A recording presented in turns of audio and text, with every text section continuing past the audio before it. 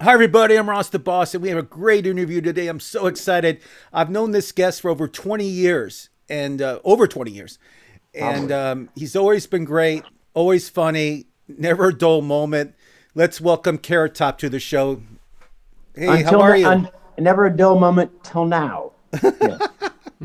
So, It's so always I, fun to I have that big build up. One of the best guys, always funny, and then nothing.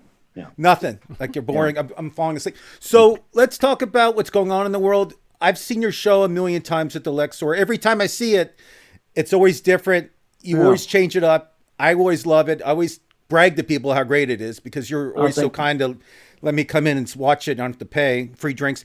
But that being said, Bro. how are you handling this whole pandemic? To tell me what you're up to, what's Well, going on. probably like anyone else. I mean, it's just the strangest thing that's ever happened to anybody, right? We were doing shows, and I think March 13th was our last show, and it was a great night. Got on a plane, flew to Florida, and then 8 months later, we're still not doing shows. So they did bring us back for a brief moment for 3 weeks. 3 weeks, and how Three many people weeks, were in and it the was audience? well. They moved us to this. My theater held about five. The one you saw Right. was about 500 seats. They moved us to the big theater, Chris Angel Theater, which my opening joke was. Well, let me explain first. So the theater holds 2,000 seats, and they allowed us to have 200 people. So I used to open the show by saying, "This, wow, look at this beautiful theater. This is the old Chris Angel Theater," which explains why half the crowd disappeared. But nice big rip. But there was so much jokes because the fact that there was literally 200 people spread out in this bat. I mean, the closest audience member was 30 feet from me, and the last audience member was like in Phoenix. So it was like all this great material going back and forth with the audience being this, and saying anyone here besides me have COVID, and that would always get a big laugh. I mean, you started. I remember when you started. You were doing colleges, Yeah, and you had to break a record. You were doing like I did. 200 colleges a year. You were like a madman, and Yeah. every comic complained to me. They said, "This freaking Carrot Top, he's taking all my gigs. He's doing all the colleges." And I said, "Well, how's he stealing your gig? That's who they want to hire, and that's part of being a comic. You pick and choose who you want." So I mean, tell us how many colleges you did a year. I mean, it was Well, kind of I crazy. mean, I'm not even joking. I think I played every college literally in the country 3 times, and I used to have a joke with my friend before he even woke up in Charlotte. I had already done 2 shows. Like I did like a luncheon and an afternoon gig before he even got out of bed. But yeah, the colleges were. In fact, speaking of records, it was Harry Chapin who I broke, and I didn't, being I like you broke Harry Chapin's record. I'm like, I don't know who Harry Chapin is. I didn't know Harry Chapin was a comedian. I didn't know he had a record. So yeah.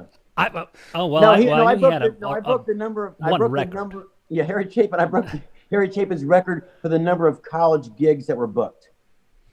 Okay, I That, thought you so were it was like saying you broke a no, record no, of just the Harry number of Chapin's, gigs. which No, that's fine. no, the Cats in It's the Cradle, ignominious, but the Cats in the Cradles, and this. That the right one? No, Yes, that's the right one. it that's is. That's the right correct, The one. sir. Cats in the Cradles and this. But anyway, I broke his record as for the number of college gigs booked of some sort. Right. I remember that.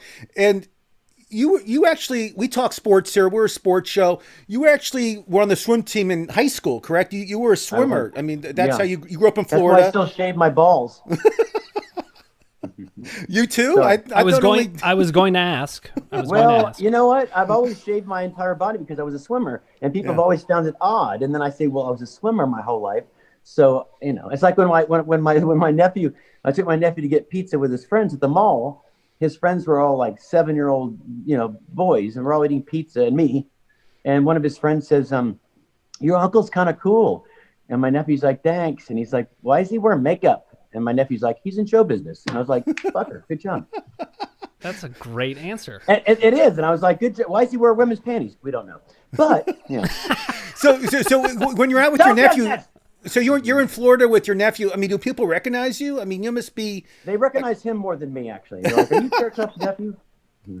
Yeah, No, that's he how actually that's has how you my- get known. He has my kind of. They're all like, "Oh, your son is so cute." I'm like, "He's actually my nephew." In fact, he might not even be my nephew. I don't know, but he's a good kid. But So it was your swim coach who gave you the name. Did you like the name at the time, or was it something you railed against? you mean Carrot Top? Yeah, I want to know what your relationship. No, my to swim this name coach never is. gave. No, my swim coach Oh. never named me that. If my swim coach Oh, named Ross me, misled me. That's his fault. he'd call me Carrot Bottom probably. No, if it was my swim coach. No, I thought of the name myself when I was in college, and I was in my dorm, and I was a marketing major, which makes sense. You get a marketing degree, and you go right into comedy. And Of course. so I'm in my dorm, and I'm trying to think of a like a brand, and I was thinking like the Rolling Stones or Grateful Dead. They all had these brands and these logos, and I was in my dorm on my life, and I was sitting there drawing with a Sharpie, and I said, I need a name, I need a brand, and I need something besides Scott Thompson. And Carrot Top, I don't know. So I drew a little carrot holding a microphone, and that was it. I had a logo before I had an act. My roommates came in. They said, "What's that?" And I said, "It's my logo." And they said, "For what?" And I said, "When I become a comedian." Like, "You're not a comedian." I said, "I know, but I have a logo, and that's the most important thing. The hard part's over. Now, you gotta make an act." That's unbelievable. I mean, you actually had the creativity to come up with the logo. You weren't even a stand-up quite yet. I mean, I'm sure I hadn't done any. No, I hadn't done anything. And you're already branding yourself, and you probably already got the name. Carrot Top was already taken. www.carrottop.com was gone before the internet even started because of you. Right. I mean, it's genius work. It's a blessing and a curse, by the way, that I went with Carrot Top. I mean, it's been good, and it's been like I could have gone with Queen Latifah, but Yep. So you've always Mr. been in Chan. great shape. I mean, ever since I know you, when I first met you, you were very skinny. I mean, you were skinny, but in shape.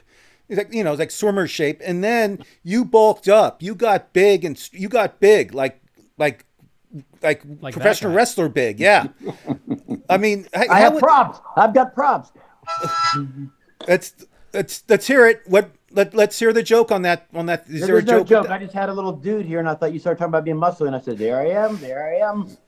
So you're still in great shape, but I mean, I just worked out. Yeah. I mean, when you got that big, it was like 15, 14 years ago, I believe. So I was around you, and I was amazed how every time I saw you were getting bigger and bigger. Were you trying to get bigger and stronger? I mean, what was the whole point of that? I don't know. I think I was just bored because I was in. It's the first time I had almost like a desk job because I had a show every night in Vegas, so I had nothing to do all day.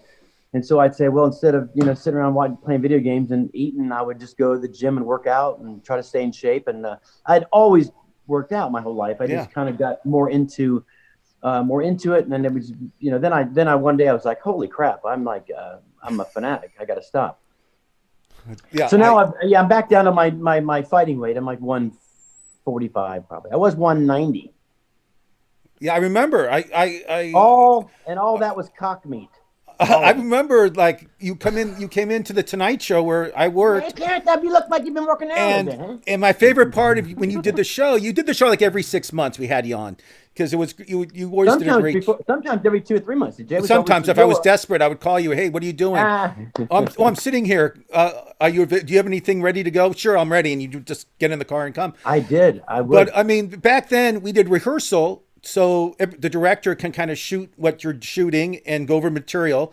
So on purpose, you would screw with the lady who was in charge of the ethics. What was her name, by the way? Remember her name? I was trying to figure it out before the show. I forgot, but maybe it's good we're not talking about it. She was there the whole time. She was time. Then you would do all these X-rated jokes, and she would come up to me and say, "He's not doing that during the show." I said, "Of course he is. Well, I can't edit a comic," and she would have a heart attack before the show. It was the best. She was so sweet because she wanted to not limit me, and she knew she'd have her clipboard. And after my little rehearsal, I'd look over and she'd go, and I'm like, "Oh no, which ones?" And she would, no, not that one.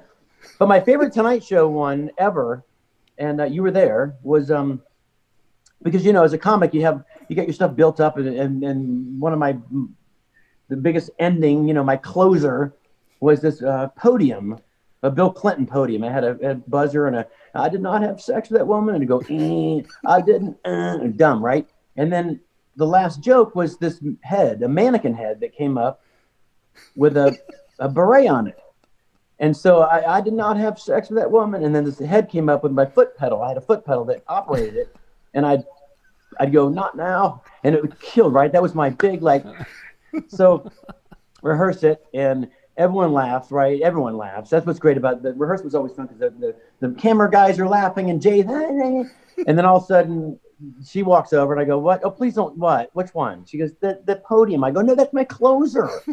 And she's like, well, can we just talk about it? And I said, sure. And she said, can you do it without forcing her head down? That's considered bad. Her blowing me was fine. It was the fact that me forcing her to blow me was the bad part. About it, right? So and you said, make all of your you make all of your props. Yes. Oh, but we got to finish the story, you fucker. So anyway, I'm sorry. Go ahead. Thing, right? And she says, you can't do that. I said, well, can I do the joke? And she goes, as long as you don't do that. So I took the prop guys. They couldn't get it. They couldn't get it without a foot pedal. So it's live. Here I am. It's my last joke. And I'm thinking, you can't use your hand, right? Right. So I did my elbow. Killed. And then she came over and yelled at me. I said, I had nothing else. Did they leave it in? I can't remember. Did they leave it in the show? They left it in. Yeah, I think they left it. I mean, Jay and Debbie, my executive producer, they were really like lenient with that kind of stuff. I mean, they never took anything that I remember. They never bleeped anything. There was another one that Jay. Now this is the only time in my entire. I did the Tonight Show 30-some times. The only time that Jay actually came to me, which is weird, and said, "Hey, I guess I can't talk to you. The joke I don't want you to do." And I said, "What's the joke?" That's my Jay Leno impression, by the way. It's good. I know it's good. It's good. And what's the joke? And I said, "What's the joke?" What's the joke? And the joke was, it was right when gay marriage became legal. Okay, and so I had a map and the United States, and where the states that gay marriage was legal, I had like these little dildos on springs, right? Now, knowing I can't do that on the Tonight Show, I bring it and I rehearse it, and everybody freaks out. And I said, I'm not going to do it. I was just saying, this is a funny joke for the camera people and you guys. Well, I loved it. So I improvised. And I said, I have an idea. I'll take the little rubber penises with the springs where the states are that have legalized gay marriage and replace it with a picture of Ryan Seacrest. It killed. And Jay's like, yeah, he's a friend. I said, Jay, come on. I mean, especially comic to comic, he's not going to give a shit. I don't want to piss him off. I said, we're not even making him mad. It's a joke. It's a funny joke. Whether he's gay or not, it's funny. He's like, yeah. So I took it out. So whatever. There's only one other one where the other one was the only other one that happened in the Tonight Show, which will be in my book when I write one. So my title's going to be No One's Going to Read This Shit. But anyway, is when I did the Tonight Show and it was live on Christmas Eve or whatever, and one of the Kennedys were skiing and hit a tree and died. And I rehearsed this joke. And it was how would you even think that I would have a ski joke, right? Right. Classic. And it was a ski jacket covered in jacket covered in branches and snow and shit. I remember. So people wouldn't run into you when you're skiing, right? Because you're a tree. And it killed, right? And again, that was going to be my closer, you know? And then breaking news. I mean, literally, we're going to start filming the Tonight Show in 2 seconds. Breaking news, NBC. Kennedy hits a tree and fucking dies. And I'm like, great. No, I can walk in. You can't do your ski jacket. And I'm like, fuck. Yeah. So, Thanks, Kennedy. That's the only time I think they edited something out because we already filmed it. Well, it's bad taste. I mean, Ross the Boss agrees with that one. I mean, sorry, Scott. I can't agree with that. No, I'm saying I agree. It was just that. bad luck, though. Yeah, I mean, right. Horrible luck. It was ironic that it would have a ski joke revolving hitting a tree, and then a Kennedy hits a tree. So do you play fantasy football? Is it something that you enjoy? No, I love football. I mean, I don't miss a game every week, but I'm not a fantasy guy. Who's your team? Yeah, who's your team? I'm from Florida, so the Dolphins have been my team forever. Yeah. How old were you the last time the Dolphins won the Super Bowl? A long time ago. Yeah. Well, what was it? 70-something? 72. 72. Well, 72 the last time. I guess it was. Yeah, I was a seed. I was a carrot seed. I was just a little. All right, so your family, I found out your family is from Cleveland. I'm from Cleveland. Yeah. I've never experienced the Super Bowl because the Browns have never gone to the Super Bowl, but I'm a huge Browns fan right now. The Browns are doing great. I'm actually a Brown. In fact, that was going to be one of my new jokes. I have it written down. Let's see if I can show you. That'd be great. This is funny. The Browns have been a joke for years, but now they're not. No, this is funny. Look, this is funny. This is actually written down. Not a joke. Check it out. So the joke is, it's a picture of what's the quarterback? Baker Mayfield. So the picture's going to be him because he's got a beard like you, right? and he's got the things under his eyes. And I said, how do they grow hair under their eyes? They must be really manly. That's great. And I already wrote that down for today. So that's hairy. my joke. Okay.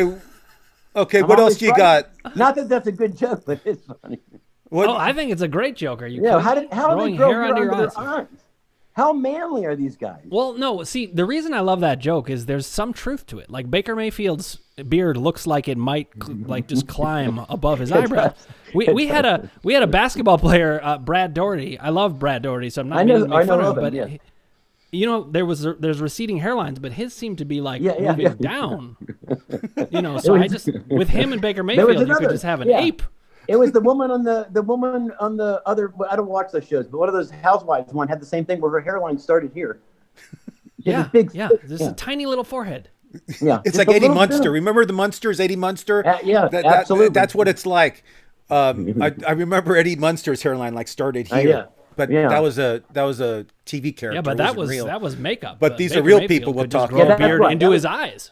This is So let me ask you a question. So you're 8 months. You really haven't been on stage that much. I mean, are you still building your props? I mean, you're still building every day, or every day. So you're not taking any time off. I made one. You want to see the one I made just yesterday?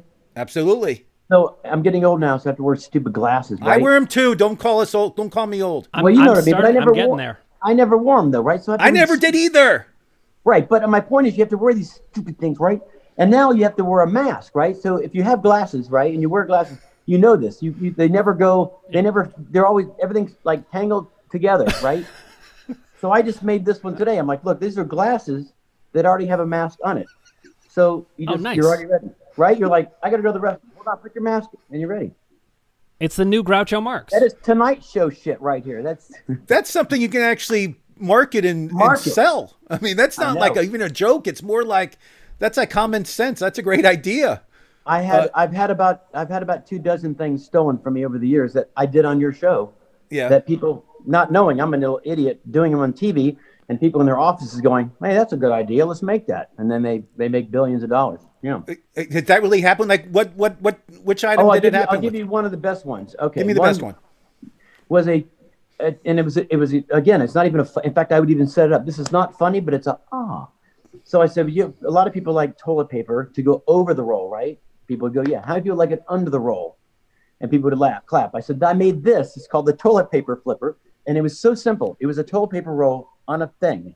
So if you wanted over, it would go over. If you wanted under, you just this. Right. They did make that. Easy. They have it at the Home Depot now. And the guy calls it the toilet paper flipper. That fucker.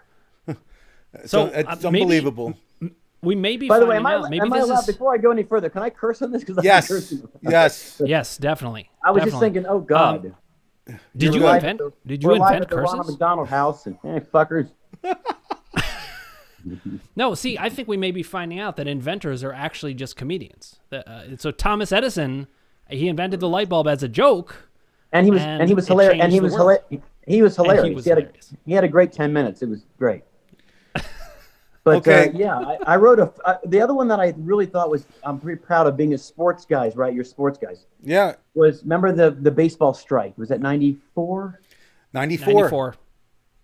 So I did it on the Tonight Show. There's a baseball strike. And I said, wow, this baseball strike, it's horrible because the games are so bad, no one's getting hits. So I said they should I made a baseball bat. So when you swing it, it makes a crack noise. All it was a piece of wood on a spring, but you just pop it like that, and it would go. And I said, this way it sounds like they're getting hits. Whammo now has a bat, you swing it, and it makes a crack noise. Two. So I just watch your act. I can come up with inventions. I can sell them. I can market it. And it's the way I can make my business. Dan, write that down. A marketing idea. Well, listen, I've seen many of your bits. You had the I think it was the Mike Tyson, like the huge ear one. And I tried to sell it and it didn't work. But some inventions aren't going to work. Mike Tyson, by the way, came up to me at an award show and said he didn't think that was funny. He saw me do it on the show. No, it's not a joke. It's not a joke. No, I know. And you can't make this up. I'm sitting at it's an award, like a music award show or something, right? And I'm sitting next to Dennis Hopper. How does this happen? So I say to Dennis Hopper, I swear to God, I said to Dennis Hopper, I said, I'm so sorry that they sat me next to you because you could have sat next to, there was like Cher and there was all these people. I said, I'm sorry they sat you next to me being stupid. He goes, oh, no, this is great. Whatever. Good to meet you. Real nice. And then he says, hey, Mike? And I said, what, Mike Tyson? I said, no. And I look over and Mike Tyson is walking up to Dennis Hopper and they hug. And he says, Carrot Top? And he said, yeah, you think that the air joke, do you think that's funny? And I said, no, I just, it's my job. He like love tapped me on the thing. It's still swollen. It's still swollen. Has that happened to you a lot with celebrities? Like they see your act and only once, not that often. No, but most people, they actually will respond. Like on Instagram, I'll do a song about theirs and they get right back and say, hey, thanks for the love, But quick question. I'm curious. Will you get the vaccine if it's offered to you? I'm not making a joke. I pulled up to Wendy's today as a joke, and I said at the speaker, I said, "Can I get a single burger?" And she said, "Anything else?" I said, "Just and a small Frosty." And she said, "Okay." And I said, "Oh, do you have the vaccine?" And it was like a dead pause, and she's like, "Excuse me?" I said, "Do you have the vaccine?" And then she's like, "What else in your order?" I never fuck it. She didn't get it. I was hoping I was hoping for a really magical moment where she's like, "Let me check," and then come back and say, "We don't have the vaccine here." Scott, thanks for coming on. Great guest. Thanks for having me on. It's been too long. I hopefully I'll be in Vegas soon. You look very tan. I'm always tan. I'm always outside doing stuff. So when this whole thing's gone and you're back to normal in Vegas, make sure you check out his show at the Luxor. It's totally worth it. It changes every 2 months. It's something new. And it's just not him up there talking. There's a lot of special effects. There's smoke. There's lasers. There's everything you can imagine. It's a great show. Thank you, Scott. buddy. I'll see you soon, buddy. Hey, really appreciate you guys chatting. And I'm not giving up on the Browns. I'm just saying. Yeah, I'm Ross the Boss, and I love talking. I love talking with Carrot Top today.